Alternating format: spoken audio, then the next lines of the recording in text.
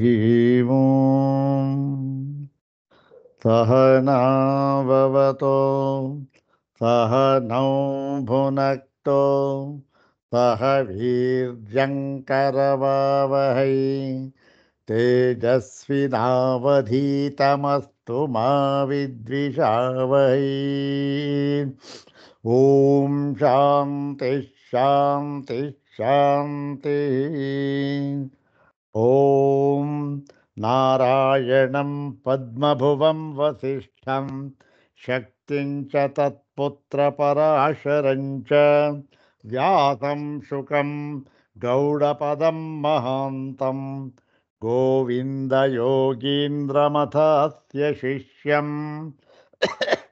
श्रीशङ्कराचार्यमथस्य पद्मपादं च हस्तामलकं च शिष्यं तं तोटकं वार्तिककारमन्यान् अस्मद्गुरून् सन्ततमानतोऽस्मि शङ्करं शङ्कराचार्यं केशवं बादरायणं सूत्रभाष्यकृतौ वन्दे भगवन्तौ पुनः पुनः सूत्रभाष्यप्रणेतारौ वेदान्ताब्जप्रभाकरौ वन्दे परस्परात्मानौ बादरायणशङ्करौ श्रुतिस्मृतिपुराणानाम् आलयं करुणालयं नमामि भगवत्पादं शङ्करं लोकशङ्करं नमामि भगवत्पादशङ्करं लोकशङ्करं वन्दे तं सच्चिदानन्दं यतिवर्यं महामतिं वेदवेदान्ततारज्ञं सद्गुरुं प्रणतोऽस्म्यहं सदाशिवसमारम्भां शङ्कराचार्यमध्यमाम् अस्मदाचार्यपर्यन्तां वन्दे गुरुपरम्पराम्। ॐ नमो ब्रह्मादिभ्यो ब्रह्मविद्यासम्प्रदायकर्तृभ्यो वंशऋषिभ्यो नमो महद्भ्यो नमो गुरुभ्यः। सर्वोपप्लवरहितः प्रज्ञानघनः प्रत्यगर्थो ब्रह्मैवाहमस्मि ब्रह्मैवाहमस्मि अधीहि भगवो ब्रह्म श्रीमच्छङ्कर भगवत्पूज्यपादमहासद्गुरुभ्यो नमः। श्री श्री सच्चिदानन्देन्द्र सरस्वती सद्गुरुभ्यो नमः। यो ब्रह्माणं विदधाति पूर्वं यो वै वेदांश्च प्रहिणोति तस्मै तन्मदेवमात्मबुद्धिप्रकाशं मुमुक्षुर्वै शरणमहं प्रपद्ये। ॐ शान्ति शान्ति शान्तिः। अग्रे उपस्थितेभ्यः भवद्भ्यः सर्वेभ्यो जिज्ञासुभ्यः हार्दान् प्रणामान् समर्पयामि। ब्रह्मसूत्र शांकर भाष्ये द्वितीयाध्याये तृतीये पादे एकादश सूत्रैः उपनिबद्धे अस्मिन् सप्तदशे अंशाधिकरणे तदुपनिबद्धम् एकादशं सूत्रम्। इदानीम् एकादशं सूत्रं न दशमं सूत्रं तदुपनिबद्धं दशमं सूत्रम् इदानीं द्विवारं पठित्वा सूत्रार्थं तद्भाष्यभागं च यथाचार्यानुग्रहं विचारयामः। इदं सूत्रं पादादितः द्वापञ्चाशं सूत्रम् अथवा द्विपञ्चाशं सूत्रम्। द्वापञ्चाशं वा भवतु द्विपञ्चाशं वा भवतु द्वावपि साधु प्रयोगः। द्वा द्वि सूत्र सर्वाग्रे शंकर भगवत पूज्यपादानां प्रशस्ति श्लोकमेकं पठित्वा तेषां पादारविन्दयोः शिरसा प्रणिपत्य अनुग्रहं च प्राप्य प्रकृतं द्विपञ्चाशं सूत्रं तद्भाष्यभागं च ಯಥಾಚಾರ್ಯಾನುಗ್ರಹಂ ವಿಚಾರಯಾಮಃ. ಸರ್ವಾಗ್ರೆ ಶಂಕರಭಗವತ್ಪೂಜ್ಯಪಾದಾನಾಂ ಪ್ರಶಸ್ತಿಶ್ಲೋಕಮೇಕಂ ದ್ವಿವಾರಂ ಪಠಾಮಃ. ಓಂ ಭಜೇಹಂ ಭಗವತ್ಪಾದಂ ಭವನಾಮಭೃತಂ ಯತಿಂ ಭಿಷಜಂ ಭವರೋಗಾನಾಂ ಭಕ್ತಾನಾಮಭಯಪ್ರದಂ. ಓಂ ಭಜೇಹಂ ಭಗವತ್ಪಾದಂ ಭವನಾಮಭೃತಂ ಯತಿಂ ಭಿಷಜಂ ಭವರೋಗಾನಾಂ ಭಕ್ತಾನಾಮಭಯಪ್ರದಂ. ಅಥ ಅಥ ಶ್ರೀಮಚ್ಛಂಕರಭಗವತಃ ಕೃತೌ ಶಾರೀರಕಮೀಮಾಂಸಾಭಾಷ್ಯೇ ದ್ವಿತೀಯೇ ಅವಿರೋಧಾಧ್ಯಾಯೇ ತೃತೀಯೇ ಪಾದೇ ಸಪ್ತದಶಂ ಏಕಾದಶಸೂತ್ರಾತ್ಮಕಂ ಅಂಶಾಧಿಕರಣಂ. ಓಂ ಅಂಶೋ ನಾನಾವ್ಯಪದೇಶಾದನ್ಯಥಾ ಚಾಪಿ ದಾಶಕಿತವಾದಿತ್ವಮಧೀಯತ ಏಕೆ. ಓಂ ಮಂತ್ರವರ್ಣಾಚ್ಚ ಓಂ ಅಪಿ ಚ ಸ್ಮರ್ಯತೆ. ಓಂ ಪ್ರಕಾಶಾದಿವನ್ನೈವಂ ಪರಃ ಓಂ ಸ್ಮರಂತಿ ಚ. ಓಂ ಅನುಜ್ಞಾಪರಿಹಾರೌ ದೇಹ ಸಂಬಂಧಾತ್ ಜ್ಯೋತಿರಾದಿವತ್.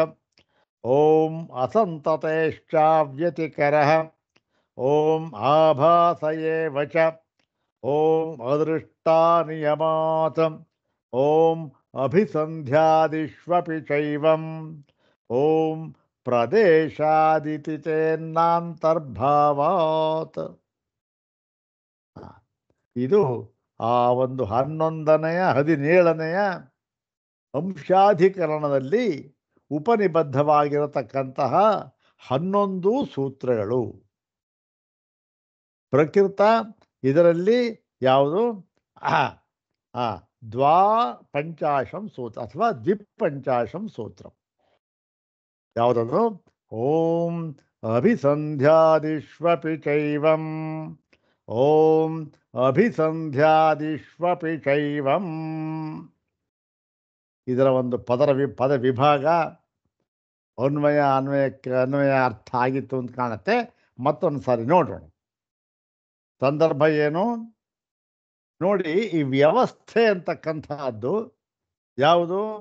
ಈ ಸುಖ ದುಃಖ ಅದರ ವ್ಯವಸ್ಥೆ ಅಂದ್ರೇನು? ಇಂತಹವನ ಸುಖ ದುಃಖ ಅದು ಯಾತ್ರಿಂದ ಆಗುತ್ತೆ? ಅವನ ಕರ್ಮದಿಂದ ಆಗುತ್ತೆ. ಅವನ ಕರ್ಮದಿಂದ ಆಗತಕ್ಕಂತಹ ಸುಖ ದುಃಖಕ್ಕೆ ಅವನೇ ಬಾಧ್ಯನೇ ಹೊರತು ಬೇರೆಯವನು ಬಾಧ್ಯನಲ್ಲ. ಇದು ಎಲ್ರಿಗೂ ಗೊತ್ತಿರತಕ್ಕಂತಹ ವಿಷಯ, ಲೋಕ ಪ್ರಸಿದ್ಧವಾಗಿರತಕ್ಕಂಥ ವಿಷಯ. ಅವನವನ ಕರ್ಮಕ್ಕೆ ಅವನವನೇ ಭಾಗಸ್ಥ. ಆದರೆ ನೀವು ಅಂಶಾಂಶಿ ಭಾವವನ್ನು ಒಪ್ಪಿಕೊಂಡು ಬಿಟ್ಟರೆ,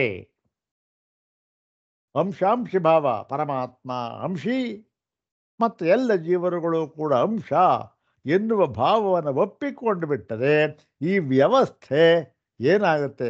ಗಾಳಿಗೆ ಹೋಗಿಬಿಡುತ್ತದೆ, ತೂರಿ ಹೋಗಿಬಿಡುತ್ತೆ. ವ್ಯವಸ್ಥೆ ಇಲ್ಲ ಆಗಿಬಿಡುತ್ತೆ. ಯಾಕೆ? ಅವನವನ ಕರ್ಮ ಫಲವನ್ನು ಅವನವನು ಅನುಭವಿಸ್ಬೇಕು. ಹೌದು ತಾನೆ? ಇದು ವ್ಯವಸ್ಥೆ. ಇದು ಇಂತಹ ವ್ಯವಸ್ಥೆನೇ ಹೋಗಿಬಿಡುತ್ತೆ ಅಂತ ಹೇಳ್ದ ಪೂರ್ವಪಕ್ಷಿ. ಅದಕ್ಕೆ ಶಂಕರ ಭಗವತ್ಪಾದರು ಹೇಳಿದ್ರು, ಇಲ್ಲ ಹಾಗೇನು ವ್ಯವಸ್ಥೆ ಹೋಗೋದಿಲ್ಲ.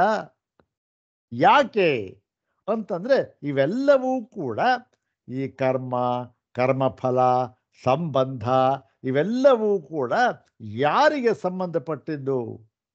ಇದು ಅಂಶಿಗೆ ಅಂತಕ್ಕಂಥದ್ದಲ್ಲ. ಇದು ದೇಹಕ್ಕೆ ಸಂಬಂಧಪಟ್ಟಿದ್ದು ಮಾತ್ರ, ಉಪಾಧಿಗೆ ಸಂಬಂಧಪಟ್ಟಿದ್ದು ಮಾತ್ರ ಇದು. ಹಾಗಾಗಿ ನೀವು ಹೇಳ್ತಕ್ಕಂತಹ ದೋಷ ಬರುವುದಿಲ್ಲ ಅಂತ ಹೇಳಿದ್ರು. ಯಾತಕ್ಕೆ? ಉಪಾಧಿಗೆ ಸಂಬಂಧಪಟ್ಟ ವಿಷಯ ಇದು. ಆದ್ದರಿಂದ ಉಪಾಧಿ ಇದ್ದರೆ ಉಪಾಧಿಗೆ ಸಂಬಂಧ, ಉಪಾಧಿ ಹೋದ್ರಿಲ್ಲ ಅಷ್ಟೇ.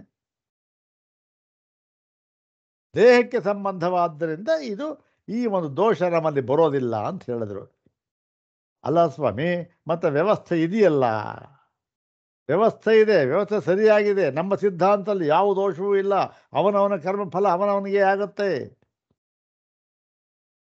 ಮತ್ತು ಆಗೋಲ್ಲ ಅನ್ನೋದು ಯಾರಿಗೆ ಮತ್ತೆ? ಆಗೋದಿಲ್ಲ ಅಂತನ್ನೋದು ಈ ಅಂಶಾಂಶಿ ಭಾವವನ್ನು ಒಪ್ಪಿಕೊಂಡಿರ್ತಕ್ಕಂತಹ ಅಥವಾ ಒಪ್ಪಿಕೊಂಡ್ರೆ ಆಗುವಂಥ ಕೆಲವರಿಗೆ ಅಂದರೆ ಯಾರು? ಅವರು ಸಾಂಖ್ಯ ವೈಶೇಷಿಕರು. ಓಹೋ! ಅವರಿಗಾಗುತ್ತೋ? ಹೌದು, ಅವರಲ್ಲಿ ಆಗುತ್ತೆ. ಅವರಲ್ಲಿ ಏನಾಗುತ್ತೆ? ಈ ದೋಷ ಬರುತ್ತೆ. ಏನು ದೋಷ? ಒಬ್ಬನ ಕರ್ಮಫಲ ಇನ್ನೊಬ್ಬ, ಅವನ ಕರ್ಮಫಲ ಮತ್ತೊಬ್ಬ. ಹೀಗಾಗಿ ಒಂದು ಕರ್ಮ ಮತ್ತು ಕರ್ಮಫಲ ಮತ್ತು ಸಂಬಂಧ ಇವುಗಳಿಗೆ ವ್ಯವಸ್ಥೆಯೇ ಇಲ್ಲವಾಗಿ ಬಿಡುತ್ತದೆ. ಯಾರಲ್ಲಿ? ನಮ್ಮಲ್ಲಿ ಇಲ್ಲ. ನೋಡಪ್ಪ, ನಮ್ಮಲ್ಲಿ ವೇದಾಂತದಲ್ಲಿ ಅದಿಲ್ಲ. ಎಲ್ಲಿದೆ ಇರುತ್ತೆ? ಸಾಂಖ್ಯರಲ್ಲಿದೆ, ವೈಶೇಷಿಕರಲ್ಲಿದೆ. ಅಲ್ಲ ಸ್ವಾಮಿ, ಸಾಂಖ್ಯರಲ್ಲಿದೆ, ವೈಶೇಷಿಕರಲ್ಲಿದೆ ಅಂತ ಅಂದ್ಬಿಟ್ರೆ ಹೇಗಿದೆ ಅವರಲ್ಲಿ ಅಂತ ಅನ್ನೋದಕ್ಕೆ ಇದನ್ನು ಹೇಳ್ತಾ ಇದ್ದಾರೆ. ಅದಕ್ಕೆ ಪೂರ್ವ ಪಕ್ಷ ಸಿದ್ಧಾಂತ. ಸಾಂಖ್ಯರಲ್ಲಿ ಇದೆ ಅಂತ ಹೇಳಿದ್ದೀರಲ್ಲ ಸ್ವಾಮಿ, ಸಾಂಖ್ಯರಲ್ಲಿ ಈ ಅದೃಷ್ಟ ಇದೆಯಲ್ಲ, ಅದೃಷ್ಟ ಏನು? ಅವರ ಧರ್ಮಾಧರ್ಮ. ಅವರಲ್ಲಿ ಸಿದ್ಧಾಂತ ಇದೆ, ಪ್ರಧಾನ ಸಮಾನವಾಗಿದೆ. ಪುರುಷ ಅನೇಕರಿದ್ದಾರೆ. ಹೀಗೆ ಅನೇಕಾತ್ಮವಾದಿಗಳವರು. ಅವರಲ್ಲಿ ಏನಾಗುತ್ತೆ ಅಂತಂದರೆ, ಈ ಒಂದು ಈ ಯಾವುದು ಈ ಅದೃಷ್ಟ ಅಂತಕ್ಕಂಥದ್ದು ಇದೆಯಲ್ಲ, ಅದೃಷ್ಟ ಅಂದ್ರೇನು? ಧರ್ಮಾಧರ್ಮಗಳು, ಸುಖ ದುಃಖಗಳು, ಅದರ ಫಲಗಳು ಸುಖ ದುಃಖಗಳು. ಇದರಲ್ಲಿ ಅವರಲ್ಲಿ ಈ ಸಂಬಂಧ ಸುಖ ದುಃಖ ಇಂಥವನಿಗೆ ಆಗಬೇಕು, ಅವನ ಕರ್ಮಫಲ ಅವನಿಗಾಗಬೇಕು ಅನ್ನುವಲ್ಲಿ ಅವರ ಸಿದ್ಧಾಂತದಲ್ಲಿ ಅದೃಷ್ಟ ಎನ್ನುವುದು ನಿಯಮವಾಗಲಾರದು ಅಂತ ಹೇಳಿದರು. ಈಗ ಹೇಳ್ತಾ ಇದ್ದಾರೆ, ಅವನು ಹೇಳ್ದ, ಹೋಗಿ ಸ್ವಾಮಿ ಅದೃಷ್ಟ ಬಿಟ್ಟಾಕಿ, ಧರ್ಮಗಳ ಬಿಟ್ಟಾಕಿ, ಕರ್ಮ ಎಲ್ಲ ಬಿಟ್ಟಾಕ್ಬಿಟ್ಟಿದೆ ಸುಖ. ಈ ಅಭಿಸಂಧಿ ಅನ್ನೋದ್ರಲ್ಲಿ ಆಗ್ಬೋದಲ್ಲ. ಅಭಿಸಂಧಿ ಅಂತನ್ನುವ ವಿಷಯ ಇಟ್ಕೊಂಡು ಇದರಲ್ಲಿ ಸಂಬಂಧ ಅವನವನ ಕರ್ಮಫಲ ಅವನಿಗೆ ಆಗ್ಬೋದಲ್ಲ. ಯಾಕೆ ನೀವು ಹೇಳ್ತಾ ಇದ್ದೀರಿ ಅವರು ದೋಷ ಇದೆ, ಈ ದೋಷ ಆಗೋದಿಲ್ಲ, ವ್ಯವಸ್ಥೆ ಇಲ್ಲ ಅಂತ ಯಾಕೆ ಹೇಳ್ತಾ ಇದ್ದೀರಿ? ಅಭಿಸಂಧಿಯ ದೃಷ್ಟಿಯಿಂದ ಆಗಬಹುದಲ್ಲ ಅಂತಂದರೆ ಅದಕ್ಕೆ ಈ ಸೂತ್ರವನ್ನು ಹೇಳ್ತಾ ಇದ್ದಾರೆ ಭಗವಾನ್ ಬಾದರಾಯಣರು. ಅಭಿಸಂಧ್ಯಾದಿಷ್ವಪಿ ಚ ಏವಂ, ಅಭಿಸಂಧ್ಯಾದಿಷು ಅಪಿ ಚ ಏವಂ. ಚ ಮತ್ತು ಅಭಿಸಂಧ್ಯಾದಿಷು ಅಪಿ. ಅಭಿಸಂಧ್ಯಾದಿಷು ಅಂತಕ್ಕಂಥದ್ದು ಒಂದು ಪದ ಮಾಡೋಣ ಅಂತ ಹೇಳಿದ್ದೆ. ಅದರ ಬಗ್ಗೆ ಇವಾಗ ಯಾತಕ್ಕೆ ಅಂತಂದರೆ, ಅವ್ರು ನೆನ್ನೆ ಕೇಳಿದ್ರು ನಮ್ಮ ಹಲ್ಯ ಮೇಡಮ್ ಅವರು ಅಂತ ಕಾಣುತ್ತೆ. ಅಭಿಸಂಧಿ ಆದಿಷು ಅಂತಲ್ಲ, ಅಭಿಸಂಧಿ ಅಂತಕ್ಕಂಥದ್ದು ಪ್ರಾತಿಪದಿಕ. ಇಲ್ಲಿ ಶಬ್ದ ಯಾವುದು? ಅಭಿಸಂಧ್ಯಾದಿ ಅಂತಕ್ಕಂಥದ್ದು ಶಬ್ದ. ಅಭಿಸಂಧಿ ಅಂತಕ್ಕಂಥ ಶಬ್ದವಲ್ಲ. ಎರಡೂ ಸೇರಿಸಿ ಅಭಿಸಂಧ್ಯಾದಿ ಅಂತಕ್ಕಂಥ ಶಬ್ದ. ಯಾವುದಿದು? ಇಕಾರಾಂತ ಪುಲ್ಲಿಂಗೋ ಅಭಿಸಂಧ್ಯಾದಿ ಶಬ್ದ. ಅಭಿಸಂಧ್ಯಾದಿ, ಅಭಿಸಂಧ್ಯಾದಿ, ಅಭಿಸಂಧ್ಯಾದಯ. ಪ್ರಥಮ ವ್ಯಕ್ತಿ. ಸಪ್ತಮಿ ಭಕ್ತಿ ಏನಾಗುತ್ತೆ? ಅಭಿಸಂಧ್ಯಾದೌ. ಮತ್ತೆ ಹರೌ ಇದ್ದಾಗೆ ಅಭಿಸಂಧ್ಯಾದ್ಯೋ, ಅಭಿಸಂಧ್ಯಾದಿಷು ಅಂತ. ಸಪ್ತಮಿ ಭಕ್ತಿ ಏಕವಚನ, ಬಹುವಚನ. ಸಪ್ತಮಿ ಭಕ್ತಿ ಬಹುವಚನ. ಹೀಗೆ ಯಾತಕ್ಕಿದು? ಇದು ನಾವು ವಿಭಾಗ ಮಾಡ್ತಾ ಇರತಕ್ಕಂಥದ್ದು ಪದಗಳನ್ನೇ ಹೊರತು ಶಬ್ದಗಳನ್ನಲ್ಲ. ಶಬ್ದಗಳನ್ನು ವಿಭಾಗ ಮಾಡುವಾಗ ಬೇಕಾದ್ರೆ ಅಭಿಸಂಧಿ ಆದಿ ಅಂತ ಮಾಡ್ಬೋದು. ನಾವಲ್ಲ, ಪದ ವಿಭಾಗ ಮಾಡ್ತಾ ಇರ್ತಕ್ಕಂಥದ್ದು ನಾವು. ಆದ್ದರಿಂದ ಪದ ಅಂದ್ರೇನು? ಶಬ್ದಕ್ಕೂ ಪದಕ್ಕೂ ಏನು ವ್ಯತ್ಯಾಸ ಅಂದರೆ, ಶಬ್ದ ಅಂತಕ್ಕಂಥದ್ದು ಪ್ರಾತಿಪದಿಕ. ಅದಕ್ಕೇನಾಗಿದೆ? ಆ ಪ್ರಾತಿಪದಿಕ ಅಂತಂದ್ರೆ ಏನು? ಪ್ರಾತಿಪದಿಕ ಅಂದರೆ ಅರ್ಥವದ ಧಾತುರ ಪ್ರತ್ಯಯ ಪ್ರಾತಿಪದಿಕಂ. ಸೂತ್ರ, ವ್ಯಾಕರಣ ಸೂತ್ರ. ಪ್ರಾತಿಪದಿಕ ಅಂದರೆ ಅರ್ಥವತ್ ಅಧಾತು ಅಪ್ರತ್ಯಯ. ಅಪ್ರತ್ಯಯ ಅಂದರೆ ಯಾವ ಪ್ರತ್ಯಯವೂ ಕೂಡ ಅದು ಅಲ್ಲಿ ಬೇರೆ ಅರ್ಥದಲ್ಲಿದೆ. ಇಲ್ಲಿ ಏನು? ಒಂದು ಪ್ರತ್ಯಯ ಅಂತ ಕೇಳೋದು ಯಾವುದು ಸೇರಿಲ್ಲ. ಅಲ್ಲಿ ಒಂದು ಸ್ವಾರಸ್ಯವಾದ ಒಂದು ಕಥೆನೂ ಇದೆ. ಅವೆಲ್ಲ ಇವಾಗ ಬೇಡ. ಯಾಕೆಂದರೆ ಅಭಿಸಂಧ್ಯಾ ಯಾವುದು ಅರ್ಥವದ ಧಾತುರ ಪ್ರತ್ಯಯ ಪ್ರಾತಿಪದಿಕಂ ಅಂತನ್ನೋದಕ್ಕೆ ಒಂದು ಸ್ವಾರಸ್ಯವಾದ ಒಂದು ಕಥೆ ಇದೆ. ಅದರಲ್ಲಿ ಆಮೇಲೆ ನೋಡಿ. ಇಲ್ಲಿ ಏನಾಗಿದೆ, ಶಬ್ದ ಮತ್ತು ಇದು ಪ್ರತ್ಯಯ. ಶಬ್ದ ಅಭಿಸಂಧ್ಯಾದಿ ಅದೇ ಒಂದು ಪ್ರಾತಿಪದಿಕ. ನಾವು ಪದ ವಿಭಾಗ ಮಾಡಬೇಕು, ಏನಾಗಬೇಕು, ಅದಕ್ಕೆ ಪ್ರತ್ಯಯ ಸೇರಲೇಬೇಕು. ಪ್ರತ್ಯಯ ಸೇರಿದ್ರೆ ಪದ ಆಗೋದು ಶಬ್ದಕ್ಕೆ. ಯಾವ ಪ್ರತ್ಯಯ ಸೇರಿದೆ ಇಲ್ಲಿ? ಅಭಿಸಂಧ್ಯಾದಿಷು ಅನ್ನುವಾಗ ಅಭಿಸಂಧ್ಯಾದಿ ಶಬ್ದಕ್ಕೆ ಯಾವ ಪ್ರತ್ಯಯ ಸೇರಿರ್ತಕ್ಕಂಥದ್ದು? 21 ಪ್ರತ್ಯಯ ತಾನೇ ಇರ್ತಕ್ಕಂಥದ್ದು. 7 ವಿಭಕ್ತಿಗಳು, 3 ವಚನಗಳು, ಇದರಲ್ಲಿ 7 3 21 ರೂಪಗಳು. 21 ರೂಪಗಳಲ್ಲಿ ಯಾವ ರೂಪ ಸೇರಿದೆ, ಯಾವ ಪ್ರತ್ಯಯ ಸೇರಿದೆ ಅಂದರೆ ಸಪ್ತಮಿ ವಿಭಕ್ತಿ ಬಹುವಚನ ರೂಪ. ಅದು ಯಾವುದದು? ಅದು ಸುಪ್ ಅಂತಕ್ಕಂಥದ್ದು ರೂಪ. ಅದಕ್ಕೆ ಸುಪ್ ಅಂತಕ್ಕಂಥ, ಅದಕ್ಕೆ ವ್ಯಾಕರಣದಲ್ಲಿ ಸುಪ್ ಅಂತಕ್ಕಂಥದ್ದು. ಅದು ವ್ಯಾಕರಣ ಇಲ್ಲಿ ಹೋಗಿರೋ ಸ್ವಲ್ಪ ಓದಿರೋರು ಗೊತ್ತಿರುತ್ತದೆ. ಯಾವುದದು? 21 ಪ್ರತ್ಯಯಗಳು. ಸ್ವೌಜಸಮೌಚ್ಛಷ್ಟಾಭ್ಯಾಂ ಭಿಸ್ಞೇಭ್ಯಾಂ ಭ್ಯಸ್ಕಸಿಭ್ಯಾಂ ಭ್ಯಸ್ ನಸೋ ಸಾಂಜ್ಞೋ ಸುಪ್ ಅಂತ ಸೂತ್ರ. ಸುಔಜಸ್ ಅಮ್ಮೌಚ್ಛಸ್ ಟಾಭ್ಯಾಂ ಭಿಸ್ ಜ್ಞಭ್ಯಾಂ ಭ್ಯಸ್ ನಸಿಭ್ಯಾಂ ಭ್ಯಸ್ ನಸ್ವೋಸಾಂ ಞೀ ಓಸ್ ಸುಪ್. ಸಪ್ತಮಿ ಞೀ ಓ ಸುಪ್ ಅಂತ ಸುಪ್ರತ್ಯಯ ಸೇರಿದಾಗಿದೆ. ಅಭಿಸಂಧ್ಯಾದಿಷು, ಅಭಿಸಂಧಿ ಪ್ಲಸ್ ಸುಪ್ ಅಭಿಸಂಧ್ಯಾದಿಷು ಅಂತ ಆಗುತ್ತೆ. ಅದೇ ಹೇಗ್ರಿ ಅದು ನೋಡಿ. ಎಂಥ ವ್ಯಾಕರಣ ಅಂದರೆ ಪ್ರಪಂಚದಲ್ಲಿ ಯಾವುದು ಈ ಥರ ವ್ಯಾಕರಣ ಇಲ್ಲ. ಇಷ್ಟು ಸುಸಂಬದ್ಧವಾಗಿರ್ತಕ್ಕಂಥ ವ್ಯಾಕರಣ ಯಾವ ಭಾಷೆಯಲ್ಲೂ ಇಲ್ಲ. ಅಭಿಸಂಧಿ ಪ್ಲಸ್ ಸುಪ್ ಹೇಗಾಗುತ್ತೆ? ಅಭಿಸಂಧ್ಯಾದಿಷು ಅಂತ ಹೇಗಾಗುತ್ತೆ ಅಂದರೆ ಅದಕ್ಕೆ 4 ಸೂತ್ರಗಳಿದೆ. ಅದೆಲ್ಲ ಏನು ಪರವಾಗಿಲ್ಲ. ಹೀಗೆ ಅಭಿಸಂಧಿ ಪ್ಲಸ್ ಸುಪ್ರತಿ ಅಭಿಸಂಧ್ಯಾದಿಷು ಇದು ಒಂದು ಪದ. ಆದ್ದರಿಂದ ಅಭಿಸಂಧ್ಯಾದಿಷು ಅಪಿ ಚ ಏವಂ ಇತಿ ಚತುಷ್ಪದಾತ್ಮಕಮಿದಂ ಸೂತ್ರಂ. ಏನು ಅಂದರೆ ಅಭಿಸಂಧ್ಯಾದಿಷು, ಅಭಿಸಂಧಿ ಏನು ಅಂತ ನೋಡೋಣ ಇವಾಗ. ಅಭಿಸಂಧ್ಯಾದಿಷು ಅಪಿ ಏವಂ. ಏವಂ ಅಂದರೆ ಇದೇ ರೀತಿ ಅಲ್ಲೂ ಕೂಡ. ಎಲ್ಲಿ?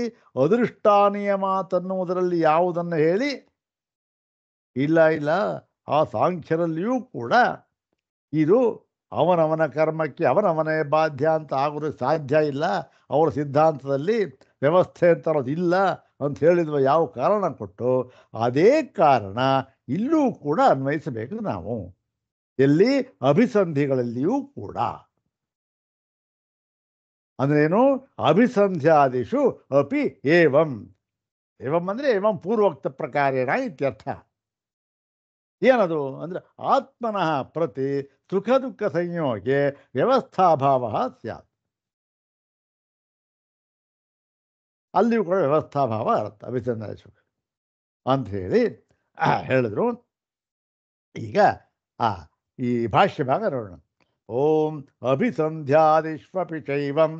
ಓಂ ಅಭಿಸಂಧ್ಯಾದಿಷ್ವಪಿ ಚೈವಂ. ಅಭಿಸಂಧಿ ಅಂದ್ರೇನು? ಅಭಿಸಂಧಿ ಅಂತಂದರೆ ಒಂದು ಧ್ಯೇಯ, ಒಂದು ಗುರಿ, ಮತ್ತೆ ಹೀಗೆ ನಾನು ಮಾಡಬೇಕು ಎಂಬತಕ್ಕಂಥದ್ದು. ಅದೇನದು? ಒಂದು ಉದ್ದೇಶ. ಅದೇ ಗುರಿ ಉದ್ದೇಶ ಇಲ್ಲ ಒಂದೇ ಶಬ್ದ. ಧ್ಯೇಯ, ಗುರಿ ಅಥವಾ ಉದ್ದೇಶ.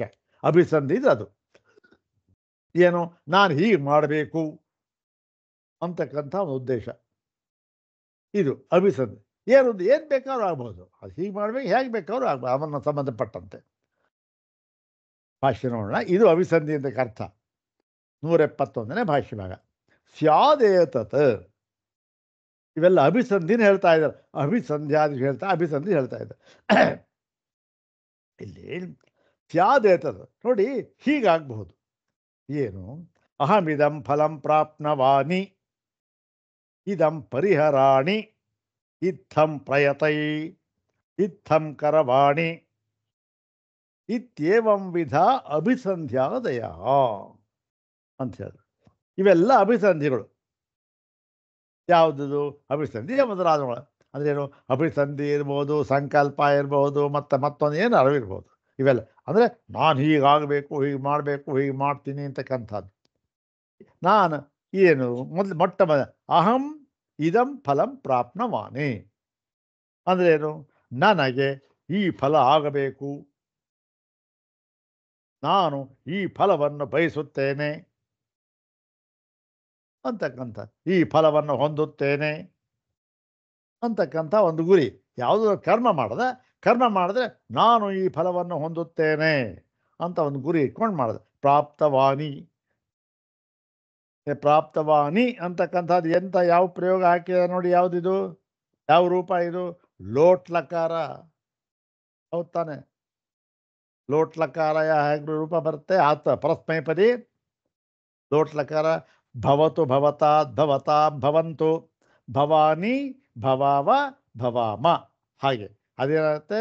ಪ್ರಾಪ್ನೋತು ಅಥವಾ ಪ್ರಾಪ್ನುತಾತ್, ಎರಡು ರೂಪ ಅದಕ್ಕೆ. ಪ್ರಾಪ್ನುತಾಂ, ಪ್ರಾಪ್ನುವಂತು. ಮತ್ತು ಈ ಒಂದು ಉತ್ತಮ ಪುರುಷ ಏನಾಗುತ್ತೆ? ಪ್ರಾಪ್ನವಾನಿ, ಪ್ರಾಪ್ನವಾವಹ, ಪ್ರಾಪ್ನವಾಮಹ ಅಂತಕ್ಕಂಥದ್ದು. ಕ್ಷಮಿಸಬೇಕು, ಪ್ರಾಪ್ನವಾಮಹ ಅಲ್ಲ, ಪ್ರಾಪ್ನವಾಮ, ಪ್ರಾಪ್ನವಾವ, ಪ್ರಾಪ್ನವಾಮ. ಪ್ರಾಪ್ನವಾನಿ, ಪ್ರಾಪ್ನವಾವ, ಪ್ರಾಪ್ನವಾಮ. ಭವಾನಿ ಭವಾವ ಭವಾಮ ಅಂತಕ್ಕಂಥದ್ದು. ಮತ್ತು ಏನಾಯ್ತಿದು? ಇದು ಲೋಟ್ಲಕಾರದ ರೂಪ. ಅದೇನು, ನಾನು ಹೀಗೆ ಮಾಡಬೇಕು ಅಂತಕ್ಕಂಥದ್ದು. ಇದಂ ಪರಿಹರಾಣಿ, ಇದನ್ನು ಪರಿಹರಿಸಿಕೊಳ್ಳಬೇಕು. ಇತ್ತಂ ಪ್ರಯತೆ, ಹೀಗೆ ನಾನು ಪ್ರಯತ್ನವನ್ನು ಮಾಡಬೇಕು. ಮತ್ತು ಇತ್ತಂ ಕರವಾಣಿ, ಹೀಗೆ ನಾನು ಮಾಡಬೇಕು. ಇತ್ಯೇವಂ ವಿಧ, ಇದೇ ವಿಧವಾಗಿರತಕ್ಕಂಥ ಅಭಿಸಂಧ್ಯಾದಿಗಳು ಪ್ರತ್ಯಾತ್ಮಂ ಪ್ರವರ್ತಮಾನ. ಸಾಂಖ್ಯರಲ್ಲಿ ಏನು? ಅನೇಕಾತ್ಮ ಅಂದ್ರೇನು? ಇಂತಹ ಅಭಿಸಂಧಿಗಳು ಪ್ರತ್ಯಾತ್ಮ, ಪ್ರತಿಯೊಂದು ಆತ್ಮರಲ್ಲಿಯೂ ಕೂಡ ಇದ್ದುಕೊಂಡಿರುತ್ತದೆ. ಮತ್ತು ಪ್ರತಿಯೊಬ್ಬರಿಗೂ ಇದ್ದೇ ಇರ್ತೀವೆಲ್ಲ, ಪ್ರತಿಯೊಬ್ಬರು ಇದ್ದುಕೊಂಡಿರ್ತದೆ. ಇದು ಇದ್ದುಕೊಂಡಿದ್ದು ಅದೃಷ್ಟಸ್ಯ ಆತ್ಮನಾಂಶ ಇದ್ದು, ಅದೃಷ್ಟಕ್ಕೂ, ಅದೃಷ್ಟೇನೋ ಈ ಧರ್ಮಾಧರ್ಮ ಅದರ ಫಲ, ಅದಕ್ಕೂ ಅದೇ ಈ ಧರ್ಮಾಧರ್ಮ ಏನೋ ಹೀಗೆ ಮಾಡ್ತೇನೆ, ಹೀಗೆ ಬಯಸ್ತೇನೆ, ಇವೆಲ್ಲ ಇದಿಲ್ಲ, ಅದು ಅದರ ಫಲ. ಅದೃಷ್ಟಸ್ಯ ಆತ್ಮನಾಂಶ, ತನಗೆ ಅನುಭವಿಸುವಂತ ತಾನು. ಇವೆರಡಕ್ಕೂ ಕೂಡ ಕರ್ಮ ಮತ್ತು ಕರ್ಮ ಫಲ, ಇವೆರಡಕ್ಕೂ ಕೂಡ ಸ್ವಸ್ವಾಮಿ ಭಾವಂ ನಿಯಮಿಸ್ಯಂತಿ. ನೋಡಿ ಸ್ವಾಮಿ, ಇವೆರಡಕ್ಕೂ ಏನು ಗೊತ್ತೇನು? ಆತ್ಮರುಗಳು ಬಹಳವಾಗಿದ್ದಾರೆ. ಮತ್ತು ಅವರೆಲ್ಲರಿಗೂ ಕೂಡ ಈ ಅಭಿಸಂಧಿ ಸಮಾನವಾಗಿ ಎಲ್ಲ ಒಪ್ಕೊಳ್ಳೋಣ. ಆದರೂ ಕೂಡ ಈ ಸಂಬಂಧ ಹೇಗಿದೆ ಗೊತ್ತೇನು? ಸ್ವಸ್ವಾಮಿ ಸಂಬಂಧ. ಆದ್ದರಿಂದ ಏನಾಗುತ್ತೆ? ವ್ಯವಸ್ಥೆ ಎಲ್ಲೂ ಹೋಗಲ್ಲ, ವ್ಯವಸ್ಥೆ ಹಾಗೇ ಇರುತ್ತೆ ಅಂದ್ಬಿಟ್ಟ ಪೂರ್ವಪಕ್ಷಿ. ಏನು ಸ್ವಸ್ವಾಮಿ ಭಾವ ಅಂತಂದರೆ?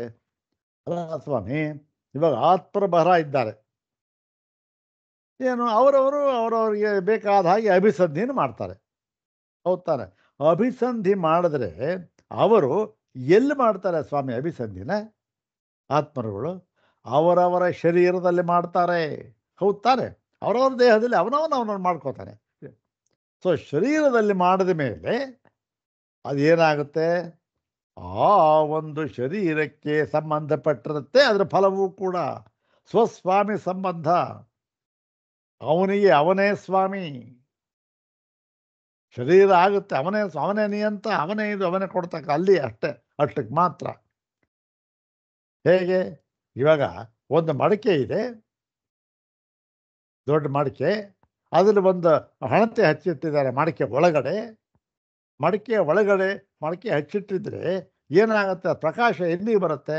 ಅದು ಆಚೆ ಕಡೆ ಬರ್ತಾ ಇಲ್ಲ, ಬರೀ ಮಡಿಕೆ ಒಳಗಡೆ ಮಾತ್ರ ಇರುತ್ತೆ. ಅದೇ ಅಲ್ಲ ಸ್ವಾಮಿ, ದೀಪ ಇದೆ ಮತ್ತು ಆಕಾಶ ದೊಡ್ಡದಾಗಿದೆ ಇದ್ದರೆ ಅದರ ಪ್ರಕಾಶ ಎಲ್ಲ ಕಡೆ ಬರಬೇಕಲ್ವಾ? ಅಂದರೆ ಇಲ್ಲ ಸ್ವಸ್ವಾಮಿ, ಅದೇನು ಮಡಿಕೆ ಇದೆ, ಅದರೊಳಗಡೆ ದೀಪ ಇರೋದ್ರಿಂದ ದೀಪ ಬೆಳಕು ಅಲ್ಲಿಗೆ ಮಾತ್ರ ಬರುತ್ತೆ ಅಷ್ಟೆ. ಹಾಗೆ ಇಲ್ಲೂ ಕೂಡ ಶರೀರದ ಒಳಗಡೆ ಅವನು ಮಾಡ್ತಾನೆ. ಬೇಕಾದಷ್ಟು ಆತ್ಮರಿದ್ದರೆ ಎಲ್ಲ ಸಮಾನವಾಗಿದೆ, ಅದು ಬೇರೆ ವಿಚಾರ. ಅಲ್ಲಿ ಮಾಡ್ತಾನೆ, ಅಲ್ಲಿ ಅವನೇ ಸ್ವಾಮಿ ಅನುಭವಿಸ್ತಾನೆ. ಹೀಗಾಗಿ ವ್ಯವಸ್ಥೆಗೆ ಏನು ದೋಷ ಇಲ್ವಲ್ಲ ಸ್ವಾಮಿ, ಏನೋ ಹೇಳ್ಬಿಟ್ರಿ ನೀವು ಅಂತ ಹೇಳ್ದ. ಸ್ವಸ್ವಾಭಿಭಾವಂ ನಿಯಮಿಸ್ಯಂತಿ, ಸ್ವಸ್ವಾಭಿಭಾವವನ್ನು ಅವರು ನಿಯಮನ ಮಾಡ್ತಾರೆ. ನಿಯಮ ಅಂತ ಹೇಳಿದ್ರೆ ನೇತ್ಯಾಹ, ಇಲ್ಲಪ್ಪ ನಿನ್ನ ಒಂದು ವಾದ ಇದೆಯಲ್ಲ ಅದು ಸರಿ ಇಲ್ಲ. ಯಾಕೆ ಅಂದರೆ ಈ ಸೂತ್ರ ಅಭಿಸಂಧ್ಯಾದಿಷ್ವಪಿ ಚೈವಂ ಅಂಥೇಳಿ ಅಭಿಸಂಧ್ಯಾದೀನಾಮಪಿ ಇದು ಹೇಳ್ತಾರೆ. ಅಭಿಸಂಧ್ಯಾದೀನಾಮಪಿ ಸಾಧಾರಣೇನೈವ ಆತ್ಮಮನ ಸಂಯೋಗೇನ ಸರ್ವಾತ್ಮಸನ್ನಿಧೌ ಕ್ರಿಯಮಾಣಾನಾಂ ನಿಯಮ ಹೇತುತ್ವ ಅನುಪಪತ್ತೇ ಉಕ್ತದೋಷ ಅನುಷಂಗ ಏವ. ನೋಡಪ್ಪ, ಹಿಂದೆ ಹೇಳಿದ್ದೇವೆ ನಾವು ಇದಕ್ಕೆ, ಎಲ್ಲಿ ಅದೃಷ್ಟದ ವಿಷಯದಲ್ಲಿ ನಾವು ಹೇಳಿದ್ದೇವೆ.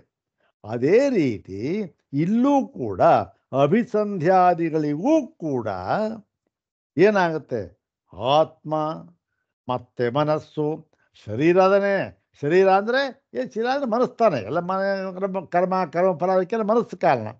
ಆತ್ಮ ಮನಸ್ಸು ಇವೇನು, ಇವುಗಳ ಸಂಯೋಗದಿಂದ ಅದೆಲ್ಲಾಗುತ್ತೆ, ಸರ್ವಾತ್ಮ ಸನ್ನಿಧೌ. ಈ ಆತ್ಮ ಮನಸ್ಸು ಅಂತಕ್ಕಂಥದ್ದು ಏನಾಗಿದೆ, ಇದು ಎಲ್ಲದಕ್ಕೂ ಸಮಾನವಾಗಿದೆ. ಹೌದು ತಾನೆ? ಸಾಂಖ್ಯರ ಪ್ರಕಾರ ಎಲ್ಲದಕ್ಕೂ ಸಮಾನವಾಗಿರ್ತಕ್ಕಂಥ, ಇವನಿಗೊಂದು ಅವನಿಗೊಂದು ಅಂತ ಇಲ್ಲ, ಎಲ್ಲದಕ್ಕೂ ಸಮಾನವಾಗಿರುವುದರಿಂದ ಈ ಒಂದು ಎಲ್ಲದಕ್ಕೂ ಸಮಾನವಾಗಿರುವ ಸನ್ನಿಧಿಯಲ್ಲಿ ಈ ಒಂದು ಕರ್ಮ ಅಂತಕ್ಕಂಥದ್ದು ಮಾಡ್ತಾ ಇರೋದ್ರಿಂದ ನಾವು ಹಿಂದೆ ಹೇಳಿದ್ವಿ, ಇಂಥವರ ಇಂಥದ್ದೇ ಆಗಬೇಕು ಅಂತಕ್ಕಂಥ ಒಂದು ನಿಯಮ ಇದೆಯಲ್ಲ ಅದು ಹೊಂದೋದಿಲ್ಲ. ಹಾಗಾಗಿ ಇದನ್ನು ನಾವು ಹಿಂದೆ ಹೇಳಿದ್ವಲ್ಲ, ದೋಷ, ಇದನ್ನು ಉಕ್ತ ದೋಷ ಅನುಷಂಗ ಅಂದರೆ ಅನುಸಂಗ, ಅನುಸರಿಸಿ ಬರ್ತಕ್ಕಂಥದ್ದು. ಹಿಂದೆ ಹೇಳಿದ ದೋಷವೇ ಅನುಸರಿಸಿ ಇಲ್ಲಿಗೂ ಬರುತ್ತಿದೆ. ಅದೇ ದೋಷನ ಇಟ್ಕೊಳ್ಬೇಕಪ್ಪ.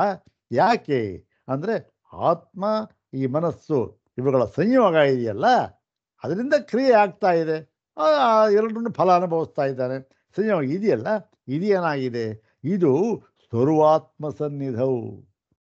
ಅನೇಕಾತ್ಮರುಗಳು, ಎಲ್ಲ ಆತ್ಮರುಗಳು ಕೂಡ ಸಮಾನರಾಗಿರುತ್ತಾರೆ, ಯಾವ ವಿಶೇಷವೂ ಇಲ್ಲ. ಇವನಿಗಿಂಥದ್ದು ಅವನಿಗಂಥದ್ದು ಅಂತ ಇಲ್ಲವೇ ಇಲ್ಲ ಅವರಲ್ಲಿ. ಹಾಗಾಗಿ ಈ ದೋಷ ತಪ್ಪಿಸಿಕೊಳ್ಳುವುದಕ್ಕೆ ಸಾಧ್ಯ ಇಲ್ಲ.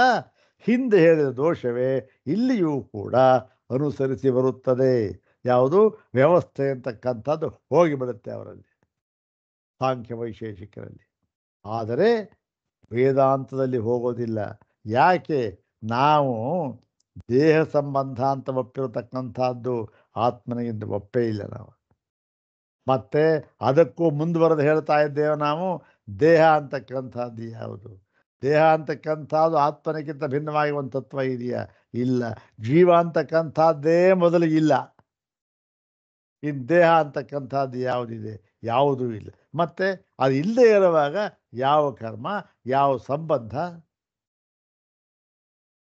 ಹೀಗಾಗಿ ಏನಾಗಿದೆ, ಏನು ಮಾಡಿದ್ರೂ ಕೂಡ ಆ ದೇಹಭಾವವನ್ನು ಒಪ್ಪಿ ಮಾಡತಕ್ಕಂಥದ್ದು ಯಾವುದು, ಉಪಾಧಿಯನ್ನು ಒಪ್ಪಿ, ಉಪಾಧಿ ದೃಷ್ಟಿಯಿಂದ ಇದು ನಾವು ಹೇಳ್ತಾ ಇರೋದು. ಉಪಾಧಿ ದೃಷ್ಟಿಯಿಂದ ನೋಡಿದಾಗ ವೇದಾಂತದಲ್ಲಿ ಯಾವ ದೋಷವೂ ಇಲ್ಲ. ಅವನವನ ಕರ್ಮಫಲ ಅವನವನಿಗೆ ಆಗುವುದು ಅಷ್ಟೆ. ಯಾವುದು, ಜೀವ ಎಂಬತಕ್ಕಂಥ ಉಪಾಧಿ ದೃಷ್ಟಿನ ಆಯಾ ಜೀವನಿಗೆ ಆಯಾ ಅದೇ ಕರ್ಮಫಲ ಆಗ್ತಕ್ಕಂಥದ್ದು ಅಂತ ಹೇಳಿ ನಮ್ಮ ಇದರಲ್ಲಿ ದೋಷವಿಲ್ಲ, ಅದು ತೋರಿಸ್ತಾರೆ. ಮತ್ತು ಇನ್ನೂ ಒಂದು, ಅವನಷ್ಟಕ್ಕೆ ಬಿಡೋದಿಲ್ಲ. ಆಯ್ತು ಸ್ವಾಮಿ, ಅದೃಷ್ಟ ಅಭಿಸಂಧಿ ಇವುಗಳನ್ನು ಅಲ್ಲಿ ಹೊಂದೋದಿಲ್ಲ, ಅದೇ ದೋಷ ಅನುಸರಿಸಿ ಬರುತ್ತೆ ಅಂತ ಹೇಳಿಬಿಟ್ರಿ ಇವೆರಡರಲ್ಲಿ. ಆದರೆ ಇನ್ನೊಂದಿದೆ ಸ್ವಾಮಿ, ಅದರಲ್ಲಿ ನೀವು ಈ ದೋಷ ಅನುಸರಿಸಿ ಬರುತ್ತದೆ ಅಂತ ಹೇಳೋದಕ್ಕೆ ಸಾಧ್ಯವೇ ಇಲ್ಲ, ಬರೋದಿಲ್ಲ ಅದರಲ್ಲಿ. ಯಾವುದಪ್ಪ ಅದು? ಅಂದರೆ ಈ ಸೂತ್ರ ಹೇಳ್ತಾ, ಓಂ ಪ್ರದೇಶಾದಿತಿ ಚೇನ್ನ ಅಂತರ್ಭಾವಾತ್, ಓಂ ಪ್ರದೇಶಾದಿತಿ ಚೇನ್ನ ಅಂತರ್ಭಾವಾತ್. ಇದಂ ಸೂತ್ರಂ ಅಸ್ಮಿನ್ ಅಧಿಕರಣೆ ಅಸ್ಮಿನ್ ಅಂಶಾಧಿಕರಣೆ ಚರಮಂ ಸೂತ್ರಂ ಅಂದರೆ ಕೊನೆಯ ಸೂತ್ರ ಚರಮಂ ಸೂತ್ರಂ ಮತ್ತು ಇದು ಏಕಾದಶಂ ಸೂತ್ರಂ. 11 ಸೂತ್ರ ಇದೆಯಲ್ಲ ಅದು ಅಲ್ಲಿ ಏಕಾದಶಂ ಕೊನೆಯ ಸೂತ್ರ ಇದು. ಓಂ ಪ್ರದೇಶಾದಿತಿ ಚೇನ್ನ ಅಂತರ್ಭಾವಾತ್. ಓಂ ಪ್ರದೇಶಾದಿತಿ ಚೇನ್ನ ಅಂತರ್ಭಾವಾತ್ ಇತಿ ಶ್ರೀ ಬಾದರಾಯಣೀಯ ವೇದಾಂತ ಸೂತ್ರ ಪಾಠೆ ದ್ವಿತೀಯಾಧ್ಯಾಯೇ ತೃತೀಯ ಪಾದ. ಇಲ್ಲಿಗೆ ಈ ಒಂದು ಸೂತ್ರ ಇದೆಯಲ್ಲ ಇದು 2ನೇ ಅಧ್ಯಾಯ 3ನೇ ಪಾದದಲ್ಲಿ ಕಟ್ಟ ಕಡೆಯ ಸೂತ್ರ 53ನೇ ಸೂತ್ರ. ಕಟ್ಟ ಕಡೆಯ ಸೂತ್ರ ಇದರಿಂದ ಈ ಒಂದು 2ನೇ ಅಧ್ಯಾಯದ 3ನೇ ಪಾದ ಮುಕ್ತಾಯವಾಗುತ್ತೆ. ಮುಂದಿನದು 4ನೇ ಪಾದ. ಅದರಲ್ಲಿ ಬಹಳ ಸ್ವಾರಸ್ಯಕರವಾದ ಅಂಶವನ್ನು ತಗೊಂಡು ಇದೆ ಈ ಸಂಬಂಧದಿಂದಲೇ ಅದರಲ್ಲಿ ಹೇಳ್ತಾರೆ ಆಚಾರ್ಯರು. ನೋಡೋಣ ಯಾವ ಅಂಶ ತಗೋತಾರೆ ನೋಡೋಣ. ಈಗ ಈ ಸೂತ್ರವನ್ನು ನೋಡೋಣ. ಪ್ರದೇಶಾತ್ ಇತಿ ಚೇತ್ ನ ಅಂತರ್ಭಾವಾತ್ ಇತಿ ಪಂಚಪದಾತ್ಮಕಮಿದಂ ಸೂತ್ರಂ. ಪ್ರದೇಶಾತ್ ಇತಿ ಚೇತ್ ನ ಅಂತರ್ಭಾವಾತ್ ಪಂಚಪದಾತ್ಮಕಮಿದಂ ಸೂತ್ರಂ. ಅನ್ವಯಂ ಪಶ್ಯಾಮಃ. ಸುಖ ದುಃಖಾದೀನಾಂ ಇದು ಹಿಂದೆ ಹೇಳ್ತಲ್ಲ ಅದೇ ರೀತಿ ಯಥಾಪೂರ್ವಮೇವ. ಸುಖ ದುಃಖಾದೀನಾಂ ಶರೀರಾವಚ್ಛಿನ್ನ ಆತ್ಮ ಪ್ರದೇಶಾತ್. ಇದು ಅವನು ಹೇಳ್ತಾ ಇರ್ತಕ್ಕಂಥದ್ದು ಪೂರ್ವ. ಜೀವಾನಾಂ ವ್ಯವಸ್ಥಾ ಸ್ಯಾತ್. ಇಷ್ಟು ಏನು ಇದನ್ನ ಇಲ್ಲ ಸ್ವಾಮಿ ವ್ಯವಸ್ಥೆ ಹೋಗ್ಬಿಡುತ್ತೆ. ಸಾಂಖ್ಯ ವೈಶೇಷಿಕರ ಪಕ್ಷದಿಂದಲ್ಲ ಹೋಗೋದಿಲ್ಲ, ಎಲ್ಲಿಗೂ ಹೋಗೋದಿಲ್ಲ, ವ್ಯವಸ್ಥೆ ಇದ್ದೇ ಇರುತ್ತೆ, ಅವನವನ ಕರ್ಮಫಲ ಅವನವನಿಗೆ ಅಂತ ಅನ್ನೋದನ್ನು ಹೇಳ್ತಾ ಇದ್ದಾನಲ್ಲ. ಅದಕ್ಕೆ ಇದನ್ನು ಅನುವಾದ ಮಾಡ್ತಾ ಇದ್ದಾನೆ, ಕಾರಣ ಕೊಡ್ತಾ ಇದ್ದಾನೆ. ಏನು ಕಾರಣ? ಸುಖ ದುಃಖಾದೀನಾಂ ಶರೀರಾವಚ್ಛಿನ್ನ ಆತ್ಮ ಪ್ರದೇಶಾತ್. ಏನಾಗುತ್ತೆ ಅದರಿಂದ? ಜೀವನಾಂ ವ್ಯವಸ್ಥಾ ಸ್ಯಾತ್. ಇಲ್ಲಿ ಪ್ರದೇಶಾತ್ ಅಂತ ಅನ್ನೋದಕ್ಕೆ ಏನರ್ಥ ಮಾಡ್ಬೇಕು ನಾವು? ಸುಖ ದುಃಖಾದೀನಾಂ ಶರೀರಾವಚ್ಛಿನ್ನ ಆತ್ಮ ಪ್ರದೇಶಾತ್ ಅಂತ. ಆತ್ಮ ಪ್ರದೇಶಾತ್ ಅಂದರೆ ಆತ್ಮ ಪ್ರದೇಶಾತ್ ಅಂತರ್ಥ. ಆತ್ಮ ಪ್ರದೇಶಾತ್ ಅಂದರೆ ಏನು? ಅಂದರೆ ಶರೀರಾವಚ್ಛಿನ್ನ ಆತ್ಮ ಪ್ರದೇಶಾತ್ ಅಂದರೆ ಶರೀರಕ್ಕೆ ಬದ್ಧವಾಗಿರತಕ್ಕಂಥ, ಶರೀರದ ಪರಿಮಾಣಕ್ಕೆ ಬದ್ಧವಾಗಿರತಕ್ಕಂಥ, ಶರೀರ ಎಷ್ಟಿದೆಯೋ ಅಷ್ಟು, ಶರೀರದ ಏನು ಮಾಡ್ತಾನೆ ಅಷ್ಟು ಮಾತ್ರಕ್ಕೆ. ಶರೀರ ಅಂದರೆ ಇಷ್ಟ 6 ಅಡಿ 2 ಅಡಿ ಅಂತ ಆಗಲ್ಲ. ಶರೀರದಲ್ಲಿ ಏನು ಆ ಶರೀರಕ್ಕೆ ಸಂಬಂಧಪಟ್ಟ ಹಾಗೆ ಅಂತ. ಯಾವುದದು? ಸುಖ ದುಃಖ. ಈ ಸುಖ ದುಃಖ ಇದೆಯಲ್ಲ, ಧರ್ಮಾಧರ್ಮಗಳ ಪರಿಣಾಮ ಸುಖ ದುಃಖ ಇದೆಯಲ್ಲ, ಅದು ಎಲ್ಲಾಗುತ್ತೆ? ಶರೀರಾವಚ್ಛಿನ್ನ ಆತ್ಮ ಪ್ರದೇಶಾತ್. ಆತ್ಮನಿಗಾಗುತ್ತೆ. ಹೌದು ಸ್ವಾಮಿ, ಶರೀರ ಜಡ, ಆತ್ಮನಿಗಾಗುತ್ತೆ. ಆ ಆತ್ಮ ಯಾವ ಆತ್ಮನಿಗಾಗುತ್ತೆ ಅಂದರೆ ಶರೀರಾವಚ್ಛಿನ್ನವಾಗಿರತಕ್ಕಂತಹ ಆತ್ಮನಿಗೆ. ಓಹೋ, ಅಂದರೆ ಏನು? ಅಂದರೆ ಶರೀರ ಇರತಕ್ಕಂಥ ಅವನಿಗಾಗುತ್ತೆ. ಅವನಿಗಾದ ಮೇಲೆ ಏನು? ಅದು ಅವನಿಗೆ ಆಯಿತು ಅಷ್ಟೇ. ಶರೀರ ಬೇರೆ ಬೇರೆ ತಾನೆ ಪ್ರತಿಯೊಬ್ಬರು ಕೂಡ. ಅವನ ಶರೀರ ಅವನಿಗಾಯಿತು. ಹೀಗೆ ಹೇಗೆ ಒಂದು ದೊಡ್ಡ ಮಡಿಕೆಯಲ್ಲಿ ಅದರ ಒಳಗಡೆ ಇಟ್ಟ ದೀಪ ಆ ಮಡಿಕೆ ಘಟಾಕಾಶವನ್ನು ಮಾತ್ರ ಬೆಳಗುವಂತೆ ಅಲ್ಲಿದೆ, ಆ ಶರೀರ ಮಾತ್ರ ಅಲ್ಲಿ ಏನು ಅದು ಅಲ್ಲಾಗುತ್ತೆ ಅಷ್ಟೇ. ಆದ್ದರಿಂದ ಜೀವನ ವ್ಯವಸ್ಥೆ ಇದೆ, ಎಲ್ಲೂ ಹೋಗಲ್ಲ. ಈ ಘಟ್ಟಕ್ಕೆ ಈ ಮಡಿಕೆ ಈ ಬೆಳಗುತ್ತಾ ಇದೆ ದೀಪ. ಇನ್ನೊಂದು ಘಟ ಇತ್ತು, ಸಣ್ಣ ಘಟ, ಅಲ್ಲೊಂದು ದೀಪ ಇಟ್ಟು ಆ ಘಟ ಆಕಾಶಕ್ಕೆ ಅದು ಬೆಳಗುತ್ತೆ. ಹೌದು ತಾನೆ? ಇನ್ನೊಂದು ಘಟ ಇಟ್ಟ ಅಲ್ಲಿ ಅದು ಯಾವುದೋ ಒಂದು ಕೆಂಪು ದೀಪ ಇಟ್ಬಿಟ್ಟ, ಕೆಂಪು ದೀಪ ಬೆಳಗ್ತಾ ಇದೆ, ಕೆಂಪು ಬೆಳಗ್ತಾ ಅಷ್ಟೇ. ಅವರ ಘಟಕ್ಕೆ ಅವರು ಸುಖ ದುಃಖ ಹೀಗೆ ಈ ಸುಖ ದುಃಖ ಆ ಶರೀರಕ್ಕೆ ಸಂಬಂಧಪಟ್ಟಿದೆ, ಅಷ್ಟಕ್ಕೆ ಮಾತ್ರ ಒಳಪಟ್ಟಿದೆ. ಅದಕ್ಕೆ ವ್ಯವಸ್ಥೆ ಎಲ್ಲೂ ಹೋಗಲ್ಲ ಸ್ವಾಮಿ, ಇರುತ್ತೆ. ಇತಿಚೆ ಹೀಗೆನ್ನುವುದಾದರೆ ಅದಕ್ಕೆ ಹೇಳ್ತಾರೆ ನ. ಇದು ಪೂರ್ವಪಕ್ಷ ಸೂತ್ರ ಒಂದು, ಇದು ನ ಅಂತರ್ಭಾವ ಅಂತಕ್ಕ, ಇದು ಇದು ಯಾವುದು ನ ಅಂತಕ್ಕಂಥದ್ದು ಸಿದ್ಧಾಂತ, ಅಂತರ್ಭಾವ ಅಂತಕ್ಕಂಥದ್ದು ಹೇತು. ಯಾವ ಕಾರಣಕ್ಕೋಸ್ಕರ ಅಂತಕ್ಕಂಥ ಹೇಳ್ತಾರೆ. ಈ ಪ್ರತಿಯೊಂದಕ್ಕೂ ಇದೆ.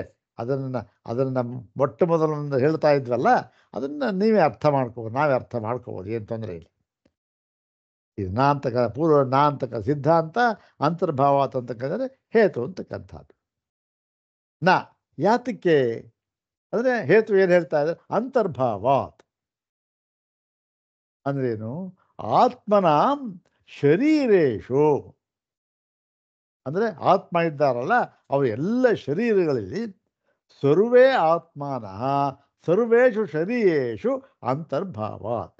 ನೋಡಿ, ಆತ್ಮ ಸಮಾನ ಅಂತ ಹೇಳಿದ್ರಿ. ಈ ಸಮಾನವಾಗಿರ್ತಕ್ಕಂತಹ ಆತ್ಮ ಎಲ್ಲ ಶರೀರಗಳಲ್ಲಿಯೂ ಕೂಡ ಅಂತರ್ಭಾವಾತ್, ಎಲ್ಲ ಶರೀರದ ಒಳಗಡೆ ಇದ್ದುಕೊಂಡಿರುವುದರಿಂದ ಎಲ್ಲ ಆತ್ಮರು ಸಮಾನರಾಗಿರ್ತಕ್ಕಂಥದ್ದು. ಏನು, ಒಬ್ಬ ಆತ್ಮನಿಗೂ ಇನ್ನೂ ಅನೇಕ ಆತ್ಮರಿದ್ದಾರಲ್ಲ ಸಾಂಖ್ಯರಲ್ಲಿ, ಅವರಲ್ಲಿ ಒಬ್ಬನಿಗೂ ಇನ್ನೊಬ್ಬನಿಗೂ ಯಾವ ವಿಶೇಷವೂ ಇಲ್ಲ. ಎಲ್ಲರೂ ಕೂಡ ಸಮಾನರಾಗಿ ಶರೀರದಲ್ಲಿ ಇದ್ದಾರೆ. ಸಮಾನರಾಗಿದ್ದ ಅಂದಮೇಲೆ ಏನಾಯಿತು, ಒಬ್ಬನಿಗಾದ ಎಲ್ಲ ಈ ದೋಷ ನೀನು ಪರಿಹರಿಸಿಕೊಳ್ಳೋದಕ್ಕೆ ಆಗೋದೇ ಇಲ್ಲಪ್ಪ ಅಂತ ಹೇಳಿ ಹೇಳ್ತಾ ಇದ್ದಾರೆ. ನೋಡೋಣ ಭಾಷ್ಯಭಾಗ. ಅಥೋಚೇತ ವಿಭುತ್ವೇಪಿ ಆತ್ಮನಃ ಶರೀರ ಪ್ರತಿಷ್ಠೇನ ಮನಸಾ ಸಂಯೋಗ ಶರೀರಾವಚ್ಛಿನ್ನೇ ಏವ ಆತ್ಮ ಪ್ರದೇಶೇ ಭವಿಷ್ಯತಿ. ಇದು ಪೂರ್ವಪಕ್ಷ ಹೇಳ್ತಾ ಇದ್ದಾನೆ. ಏನು ನೋಡಿ, ವಿಭುತ್ವೇಪಿ ಆತ್ಮನಃ, ಆತ್ಮ ವಿಭು ಸರಿ, ಏನು ಅವನು ಸರ್ವವ್ಯಾಪಕ, ಎಲ್ಲರಲ್ಲಿಯೂ ಇದ್ದಾನೆ, ಸಮಾನವಾಗಿ ಇದ್ದಾನೆ ಸರಿ. ಆದರೂ ಕೂಡ ಏನಾಗಿದ್ದಾನೆ, ಶರೀರ ಪ್ರತಿಷ್ಠೇನ ಮನಸ ಸಂಯೋಗ ಅಂದ್ರೇನು, ಶರೀರದಲ್ಲಿ ಇದ್ದುಕೊಂಡಿರತಕ್ಕಂತಹ ಮನಸ್ಸಿನ ಸಂಯೋಗ ಇದೆಯಲ್ಲ ಅವನಿಗೆ, ಅದು ಅವನಿಗೂ ಸಂಯೋಗ ಆಗಬೇಕಲ್ಲ. ಆತ್ಮ ಇದ್ದಾನೆ, ಸಂಯೋಗ. ಆತ್ಮ ವಿಭುವಾಗಿದ್ದಾನೆ, ವಿಭುವಾಗಿದ್ದರೂ ಕೂಡ ಅವನಿಗೆ ಆ ಶರೀರದಲ್ಲಿರತಕ್ಕಂಥ ಮನಸ್ಸಿನ ಸಂಯೋಗ ಎಲ್ಲಾಗುತ್ತೆ, ಆತ್ಮ ಪ್ರದೇಶೇ, ಆ ಶರೀರ ಇರತಕ್ಕಂಥ ಆತ್ಮ ಪ್ರದೇಶದಲ್ಲಿ ಮಾತ್ರ ಆಗುತ್ತೆ, ಇನ್ನೊಂದು ಕಡೆ ಆಗೋದಿಲ್ಲ. ಆತ್ಮ ವಿಭುನೇ ಸ್ವಾಮಿ, ಆದರೆ ಶರೀರ ಏನಾಗಿದೆ, ಶರೀರ ಬೇರೆ ಬೇರೆ ಬೇರೆ ಬೇರೆ ಇದೆ ತಾನೆ. ಆತ್ಮ ಒಂದೇ, ಶರೀರ ಬೇರೆ ಬೇರೆ ಇದ್ಮೇಲೆ, ಶರೀರ ಇದ್ಮೇಲೆ ಆ ಶರೀರದಲ್ಲಿ ಏನಾಯಿತು, ಆ ಮನಸ್ಸಿದೆ ಅವನಿಗೆ, ಆ ಶರೀರದಲ್ಲಿ ಮನಸ್ಸಿದೆ, ಮನಸ್ಸಿನೊಡನೆ ಆ ಸಂಯೋಗ ಆಯಿತು.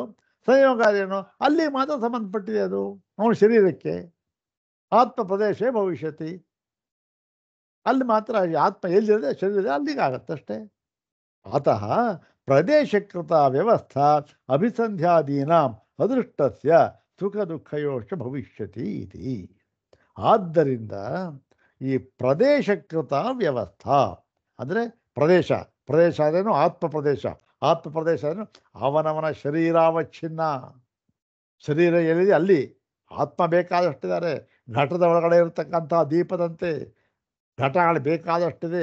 ಒಂದು ಚಿಕ್ಕ ಮಡಿಕೆ, ದೊಡ್ಡ ಮಡಿಕೆ, ಕೆಂಪು ಮಡಿಕೆ, ಕಪ್ಪು ಯಾವುದೋ ಇದೆ, ಎಲ್ಲಿದ್ದರೂ ಕೂಡ ಏನಾಗಿದೆ, ಆ ಘಟ ಎಲ್ಲಿಟ್ಟರೂ ಕೂಡ ಆ ಪ್ರಕಾಶ ಆಯಾಯ ಮಡಿಕೆ ಒಳಕ್ಕೆ ಬರುತ್ತೆ, ಹೋಗೋದಿಲ್ಲ. ಪ್ರಕಾಶ ಏನಾಗಿದೆ, ಸರ್ವಾಂತರ್ಯಾಮಿ, ಪ್ರಕಾಶ ಎಲ್ಲ ಕಡೆಗೂ ಹೋಗೋ ಸ್ವಭಾವ ಅದು. ಆದರೂ ಕೂಡ ಅದು ಏನು, ಅಲ್ಲಿ ಇಲ್ಲಿ ಶರೀರಾವಚ್ಛಿನ್ನ, ಅಲ್ಲಿ ಪ್ರಕಾಶಸ್ಯ ಘಟಾವಚ್ಛಿನ್ನತ್ವಾತ್, ಅಲ್ಲಿ ಘಟಾವಚ್ಛಿನ್ನ ಪ್ರಕಾಶ, ಇಲ್ಲಿ ಸುಖ ದುಃಖ ಅಂತಕ್ಕಂಥದ್ದು ಶರೀರಾವಚ್ಛಿನ್ನ ಆಗ್ಬೋದಲ್ಲ ಸ್ವಾಮಿ ಅಂದ್ಬಿಟ್ಟ. ನೋಡಿ ಎಂಥ ಮಾತು ಹೇಳ್ತಾನೆ ಅಂದ್ಬಿಟ್ಟ. ಅದಕ್ಕೆ ತದಪಿ ನೋಪಪದ್ಯತೆ, ಇಲ್ಲಪ್ಪ ಅದು ಕೂಡ ಆಗೋದಿಲ್ಲ. ಅಕಸ್ಮಾತ್, ಯಾತಕ್ಕೆ, ಕಾರಣ ಹೇಳಬೇಕಲ್ಲ. ಯಾತಕ್ಕೆ ಅಂದರೆ ಅಂತರ್ಭಾವ, ಏನು ಒಳಗಡೆ ಇರುವುದರಿಂದ, ಸೂತ್ರದಲ್ಲಿರ್ತಕ್ಕಂಥದ್ದನ್ನು ಹೇಳ್ತಾ ಇದ್ದಾರೆ. ಇದಕ್ಕೇನು ಹೆಸರು, ಸಮಾಸವ್ಯಾಸ ಪದ್ಧತಿ. ಸಮಾಸ ಸೂತ್ರದೇನಿದೆ ಅದನ್ನೇ ಸಂಕ್ಷೇಪವಾಗಿ ಹೇಳಿಬಿಟ್ಟು ನಂತರ ವ್ಯಾಸ ಅಂದರೆ ಅದರ ವಿವರಣೆ ಕೊಡ್ತಕ್ಕಂಥದ್ದು. ಇದು ಒಂದು ಶೈಲಿ. ಏನು ಅಂತರ್ಭಾವ ಒಳಗಡೆ ಇರೋದ್ರಿಂದ. ಏನು ಹಾಗಂದರೆ ಅದನ್ನು ವಿವರಿಸ್ಕೊಂಡು ಹೋಗ್ತಾರೆ. ಏನು ನೋಡಿ, ವಿಭುತ್ವ ಅವಿಶೇಷಾತ್ ಹಿ ಸರ್ವ ಏವ ಆತ್ಮಾನಃ ಸರ್ವ ಶರೀರೇಶು ಅಂತರ್ಭವಂತಿ ವಿಭುತ್ವ ಅವಿಶೇಷಾತ್. ನೋಡಪ್ಪ, ನೀನು ಹೇಳ್ತಾ ಇದೆಯೇ ವಿಭುತ್ವ ಅದೇನು ವ್ಯಾಪಕತ್ವ, ಆತ್ಮನುಗಳು ವ್ಯಾಪಕತ್ವ, ಈ ಎಲ್ಲ ಸರ್ವಗತತ್ವ ಸರ್ವವ್ಯಾಪಕತ್ವ ಹೇಳ್ತಾರಲ್ಲ ಅವರು, ಅದು ಅವಿಶೇಷಾತ್ ಯಾವ ವಿಶೇಷವೂ ಇಲ್ಲದೆ ಇಂಥವನಲ್ಲಿ ಹೀಗೆ ಅಂಥವನಲ್ಲಿ ಹಾಗೆ ಎಂಬತಕ್ಕಂಥ ವಿಶೇಷವಿಲ್ಲದೆ ಸಮಾನವಾಗಿ ಎಲ್ಲ ಆತ್ಮರುಗಳಲ್ಲಿಯೂ ಕೂಡ, ಅಂದರೆ ಏನು, ಆಯಾಯ ಶರೀರದಲ್ಲಿ ಇರತಕ್ಕಂಥ ಎಲ್ಲ ಆತ್ಮರುಗಳಲ್ಲಿಯೂ ಕೂಡ ಇದು ಇದೆ. ವಿಭುವಾಗಿದ್ದಾನೆ ಸರಿ, ಆದರೂ ಕೂಡ ಆ ಒಂದು ದೀಪ ಒಳಗಡೆ ಮಡಿಕೆ ಒಳಗಡೆ ಇರುವಂತೆ ಇದು ಅಲ್ಲಿ ಆಯಾ ಶರೀರಕ್ಕೆ ಅವಚ್ಛಿನ್ನ, ಅದಕ್ಕೆ ಅವಚ್ಛೇದ ರೂಪ ಇದ್ದಾನೆ. ಇದಕ್ಕೆ ಒಂದು ಈ ಅವಚ್ಛೇದವಾದ ಅಂತೆಲ್ಲ ಹೇಳ್ತಾರೆ, ನೋಡೋಣ ಮುಂದೆ ನೋಡೋಣ. ಆದರೆ ಇಲ್ಲಿ ಅದಕ್ಕೂ ಇದಕ್ಕೆ ಇಲ್ಲಿ ಸಂಬಂಧ ಇಲ್ಲ, ಅದೇ ಬೇರೆ ವೇದಾಂತಕ್ಕೆ ಸಂಬಂಧಪಟ್ಟಿದ್ದು. ಆ ವಾದನ ಮುಂದೆ ಬರುತ್ತದೋ ಅದು ಅವಾಗ ನೋಡೋಣ. ಏನಿದು ಅದು ಅಂತರ್ಭವಂತಿ ತತ್ರ ನ ವೈಶೇಷಿಕೈ ಶರೀರಾವಚ್ಛಿನ್ನೋಪಿ ಆತ್ಮನಃ ಪ್ರದೇಶ ಕಲ್ಪಯಿತು ಶಕ್ಯ.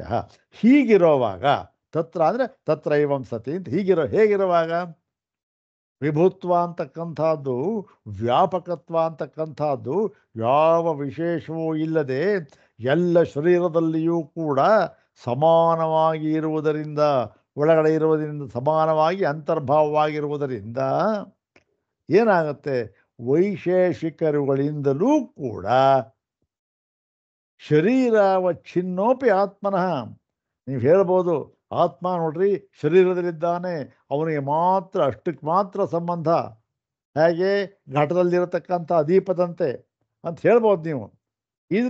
ಆದರೂ ಕೂಡ ಆ ಆತ್ಮನಿಗೆ ಇಂಥ ಪ್ರದೇಶ ಇದಂತ ಇದೆಯಲ್ಲ, ಅದನ್ನು ಕಲ್ಪನೆ ಮಾಡೋದಕ್ಕೆ ಶಕ್ಯವಲ್ಲ. ಯಾಕೆ? ಆತ್ಮನಲ್ಲಿ ಆ ಒಂದು ಪ್ರದೇಶ ಅಂತ ನೀವು ಕಲ್ಪನೆ ಮಾಡಿಬಿಟ್ರೆ ಏನಾಗುತ್ತೆ, ವಿಭುತ್ವ ಅಂತಕ್ಕಂಥದ್ದು ಹೊರಟು ಹೋಗಿಬಿಡುತ್ತೆ ಅಷ್ಟೆ. ಅದು ಘಟಾವಚ್ಛಿನ್ನವೇ ಆಗಲಿ ಅಥವಾ ಇನ್ನೊಂದು ಪಾತ್ರಾವಚ್ಛಿನ್ನವೇ ಏನಾಗಿರಲಿ, ಅದೆಲ್ಲ ಬೇಡ ನಮಗೆ. ನೀವು ಯಾವಾಗ ಅಷ್ಟಕ್ಕೆ ಅಂತ ಹೇಳಿಬಿಟ್ರೋ ಏನಾಯಿತು, ವಿಭುತ್ವ ಹೋದಾಗಾಯಿತು ಅಷ್ಟೆ. ಅಷ್ಟಕ್ಕೆ ಅಂತ ಇರೋದು ಯಾವೋ ನಾವು ಹೇಳ್ತಾ ಇದ್ದೀವಿ, ಅದು ಉಪಾಧಿಯಿಂದ ಅಷ್ಟೇ. ನಮ್ಮ ಸಿದ್ಧಾಂತ ಒಪ್ಕೊಂಬಿಡಿ ನೀವು ಸಾಂಖ್ಯರೇ, ಏನೂ ದೋಷ ಇಲ್ಲ. ಯಾವುದಕ್ಕೆ? ಎಲ್ಲವೂ ಕೂಡ ಉಪಾಧಿಯಿಂದ ಅಷ್ಟೇ. ಆತ್ಮನ ವಿಭುವೆ ನೀವು ಹೇಳುವಾಗ ನಾವು ಹೇಳ್ತೇವೆ ವಿಭುವೆ,